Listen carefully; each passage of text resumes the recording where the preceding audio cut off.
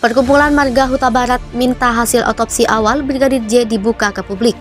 Permohonan visum repertum atau istilahnya kalau sekarang otopsi awal itu dibuat tanggal 8 Juli, di mana adik kami mengalami kematian tragis di tanggal yang sama. Kalau kita baca ada peraturan instruksi, sewaktu meminta visum maka dia harus menyatakan kondisi jenazah pada saat itu ya. Dan dia di pasal 8 jelas harus menerangkan kepada dokter bagaimana kejadiannya. Kalau di situ cuma dibilang balistik, ya cari. Nah, supaya jangan menduga-duga, ya kasus ini harus diselesaikan. Karena pada saat terjadi peristiwa pidana tanggal 8 Juli, kami juga duga sudah ada tindak pidana yang dapat dikualifikasikan sebagai obstruction of justice. Dan ini tidak perlu dibicarakan. Bentuk tim independen, kami mengharapkan tolonglah pihak-pihak luar dilibatkan, kami Marga Huta Barat juga bisa ikut sehingga bisa melihat secara terang benderang. Dan sebenarnya kami tegaskan obstruction of justice ini bersumber dari pernyataan Presiden, jangan ditutup-tutupi. Pidananya mengatakan jangan menghalang-halangi proses hukum. Jadi kalau saya melihat kenapa di dalam prakteknya seperti itu, karena hampir semua akademisi itu dalam kondisi sekarang ini tidak berani berbicara objektif. Kemudian tadi saya masih konsentrasi juga pengamatan saya kepada kepolisian. Selama kepolisian ini masih di bawah presiden, masih jadi bagian dari kekuatan politik, maka selama itu pula polisi tidak akan pernah bisa menjadi independen. Dan karena tidak independen, otomatis polisi itu tidak profesional.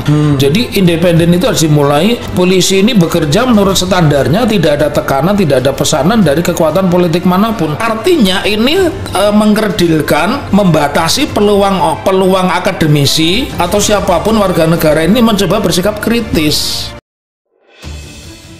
Perkumpulan Marga Huta Barat meminta agar hasil otopsi awal, tegasnya Brigadir Nofriansah Yosua Huta Barat alias Brigadir J agar dibuka ke publik. Hal ini setelah adanya permintaan dari Menko Polhukam Mahfud MD yang meminta agar hasil otopsi ulang Brigadir J dibeberkan. Pengurus Punguan Sirajana Barat yang diwakili Huta Barat Lawyers menyebut hasil dua hal itu nantinya akan dijadikan perbandingan.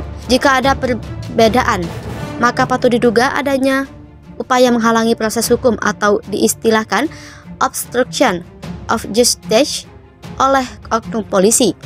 Menurut hasil visum et repertum awal jasad Brigadir J, PO menuturkan tercatat adanya luka pada bagian dada. Pada kenyataannya, ada sejumlah luka yang ditemukan pihak keluarga pada tubuh Brigadir J setelah dibawa ke kampung halamannya di Sungai Bahar, Jambi. Lebih lanjut, PO Marojahan Huta Barat menyinggung pernyataan pihak kepolisian. Pada saat menyampaikan hasil otopsi sementara disebutkan luka-luka akibat tembakan. Sementara, merujuk pada keterangan ketua tim forensik dengan tegas menyatakan ada luka luar. PO mempersoalkan hal tersebut karena tak diungkap ke publik. Sebelumnya, ayah Brigadir Nofriansah Yosua Huta Barat alias Brigadir J, Samuel Huta Barat sangat mendukung hasil otopsi ulang jenazah anaknya dibuka untuk umum. Samuel menuturkan pembukaan hasil otopsi ulang itu guna mendukung transparansi dalam pengungkapan kasus tersebut. Lalu, Samuel juga menceritakan saat proses autopsi ulang yang dilakukan di RSUD Sungai Bahar, Jambi pada Rabu 27 Juli lalu. Saat itu, kata Samuel, pihak keluarga tidak memperkenankan masuk untuk melihat proses autopsi tersebut kecuali yang berlatar belakang kesehatan. Lebih lanjut, Samuel menuturkan pihaknya akan menunggu hasil autopsi ulang yang dilakukan oleh tim forensik gabungan tersebut. Autopsi ulang Brigadir J selesai paling lama 8 minggu. Proses otopsi ulang selama 4 jam terhadap jenazah Brigadir Nofriansah Yosua Huta Barat atau Brigadir J alias Brigadir Yosua telah selesai dilaksanakan Rabu 27 Juli 2022. Jenazah Brigadir J yang tewas di rumah dinas Kadif Propam Irjen Verdi Sambo diotopsi ulang tim forensik yang terdiri dari 7 dokter. Ketua tim forensik Ade Firmansyah Suharto menjanjikan laporan hasil otopsi ulang Brigadir Yosua akan selesai pada 4-8 minggu. Sementara terkait titik luka yang diperiksa, Ade Firmansyah mengatakan jika tim forensik mendapati sejumlah luka. Ditegaskan Ade Firmansyah, tim forensik bekerja secara independen dan parsial, tanpa tekanan dari pihak manapun. Setelah proses otopsi Brigadir Yosua dimakamkan secara kedinasan seperti permintaan keluarga.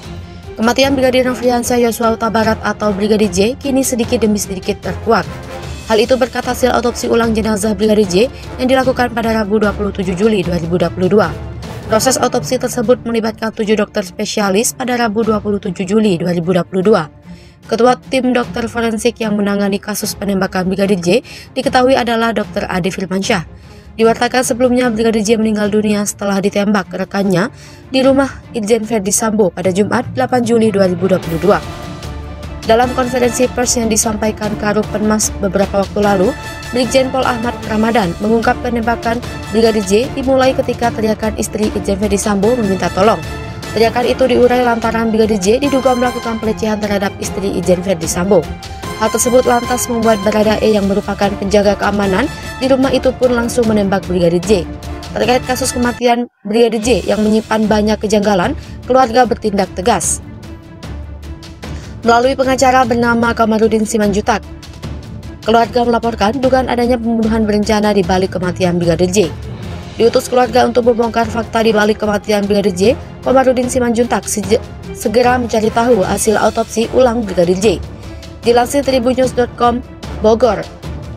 Dilansir tribunnews.bogor.com dari Tribun Medan, tim dokter forensik independen RS Sungai Bahar, Jambi, sempat mengurai fakta terkait hasil autopsi ulang Brigadir J. Hal itu disampaikan usai proses autopsi ulang dilakukan dokter forensik pada Rabu. Ditemui Kamarudin Simanjuntak, dokter forensik bernama Herlina mengurai beberapa temuan terkait kondisi jenazah Brigadir J yang sudah 3 minggu berpulang ke pangkuannya. Saat memeriksa bagian dalam kepala Brigadir J, dokter tak menemukan otak almarhum. Melanjutkan pemeriksaan, tim dokter forensik pun mencoba meraba-raba bagian kepala almarhum Brigadir J. Diperiksa dengan seksama, tim dokter forensik menemukan ada bekas penempelan lem di rambut almarhum. Ternyata di situ ada lubang bekas ditusuk sesuatu.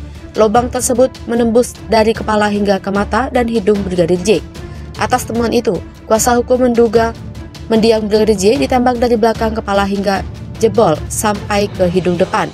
Lebih lanjut, dokter juga menemukan 6 retakan di dalam tengkorak kepala Brigadir J.